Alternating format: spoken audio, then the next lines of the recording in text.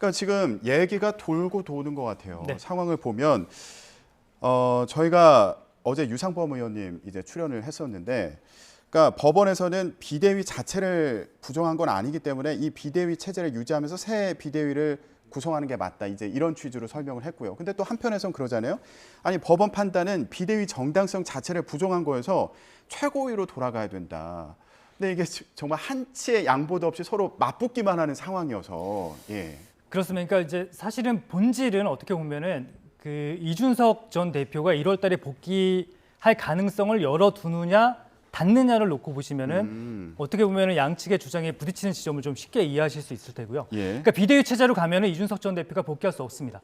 그리고 원내대표 체제로 간다면은 이준석 전 대표의 복귀 가능성이 열리게 되는 거고요. 아, 그래요. 그다음에 어제 이제 그 유상범 의원이 그렇게 주장을 했기 때문에 이제 반론 차원에서 좀 설명을 드리면은 유상범 의원이 얘기했던 대로 그 지난주에 이제 제가 설명을 드렸잖아요. 만약에 이게 인용이 되더라도 핀셋 교정에 나서서 다시 비대위 체제로 갈 가능성이 있어 보인다고 했는데 지금 그 길로 가고 있는 건데, 여기에 대해서 반대하는 쪽, 특히 이제 조혜진 의원 같은 경우에는 법원에서 판단한 근거가 두 가지라는 겁니다. 그러니까 하나는 비상 상황, 만들어진 비상 상황이 있고, 두 번째는 국민과 당원들이 민주적 절차에 의해서 뽑은 당 대표를 정국위와 상임 정국위라는 소수의 인원으로 구성된 당 기구에서 임의적으로 당 대표를 복귀할 수 없도록 만들어서 이준석 대표에게 회복할 수 없는 손해를 끼쳤다는 그 두 가지를 지적하고 있다는 건데, 예. 지금 당원 개정을 통해서 비대위 체제로 가겠다는 것은 비상 상황, 만들어진 비상 상황을 해소할 수는 있겠지만 과연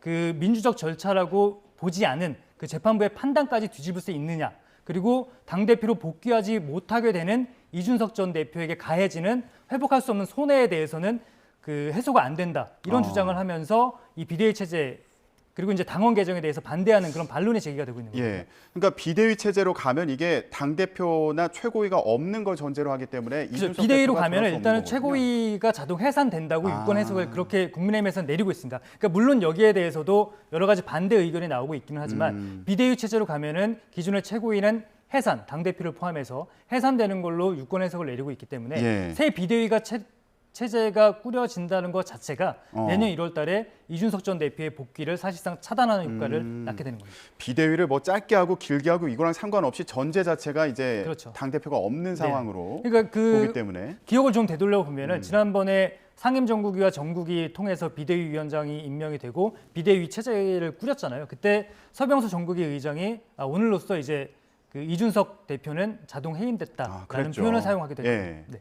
알겠습니다. 평론가님. 네. 그러니까 이게 왜 이렇게 굳이 비대위를 꾸리려고 하나, 이 네. 의문이 들었는데 약간 포인트가 여기 있는 것 같아요. 이준석 전 대표 복귀 여부가 핵심인 겁니까? 그렇습니다. 글로는 갈 수 없다는 거죠. 지금 이제 비대위로 고집하는 이유가 사실은 최고위로 갈 수는 없다라는 의미인 거거든요. 예. 법원에서는 사실은 그게 이준석 대표에 대한 어떤 치명적인, 그러니까 회복할 수 없는 손해를 입히는 거기 때문에 비대위로 가면 안 된다는 게 이제 그 결정 사항이었는데 국민의힘 입장에서는 최고위로 복귀를 하게 되면, 그게 물론 권성동 원내대표가 직무대행을 당분간 할 수밖에 없는 상황이긴 하지만 예. 최고위로 복귀를 하게 되면은 비상 상황이 아니라는 거를 스스로 증명해버리는 셈이 됩니다. 이거 복구할 수 있다는 얘기가 되잖아요. 그러니까 사퇴했었던 최고위원들의 자리를 뭐 다시 이제 채워주고, 예. 그래서 이제 최고위원회를 복구할 수 있다면, 그러면 제대로 작동시킬 수 있는 거 아니냐. 비상 상황이 아니잖아라는 거를 스스로 입증하는 게 돼버리기 때문에 최고위로 복구는 안 되고, 그러면 다시 이제 비대위를 만들어서 이준석 대표의 이제 복귀 가능성을 차단해야 되는데, 이게 만약에 복귀를 할 수 있는 가능성을 열어놓게 되면 또 하나의 이제 잠재 변수가 이제 윤핵관들 입장에서는 생기게 되는 거예요. 예. 이준석 대표가 복귀를 해서 6월까지 당대표 직무를 수행할 가능성도 생기지만, 동시에 차기 전당대회도 그만큼 이제 미뤄지는 거기 때문에, 그렇게 되면 이준석 대표가 자유로워진 상태에서 심지어는 차기 전당대회에서 연임을 시도한다든지 아니면 이제 더 이제 강해진 정치적 영향력의 바탕에서 자기가 이제 지원하는 당대표 후보를 당선시키려는 움직임에 더 힘을 받을 수도 있고, 예. 그러니까 여러 너무 이제 예측이 어려운 이 가능성들이 열리는 거기 때문에 그걸 차단하고 싶은 것도 이제 중요한 이유 중에 하나일 겁니다. 예. 그러니까 이준석 전 대표가 1월달에 복귀를 하게 되면은 잔여임기가 한 5개월 정도 되지 않겠습니까? 그런데 이 5개월이라는 시간이 짧으면 짧지만 또 굉장히 긴 시간이에요. 그리고 총선을 불과 1년밖에 납두지 않은 시점에서 5개월.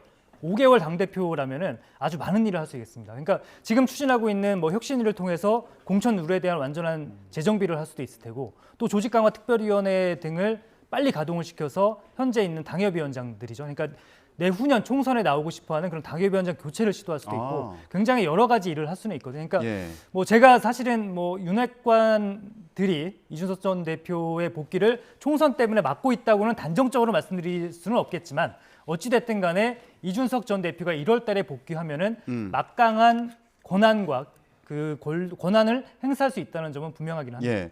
지금 이준석 전 대표가 이제 복귀를 하게 되면은 당의 조직과 이제 공천 방식에 그렇죠. 영향을 미칠 걸 우려하는 견제하는 그런 이제 시선이 있는 것으로 보입니다. 분명히 그런 시선을 줬다. 예.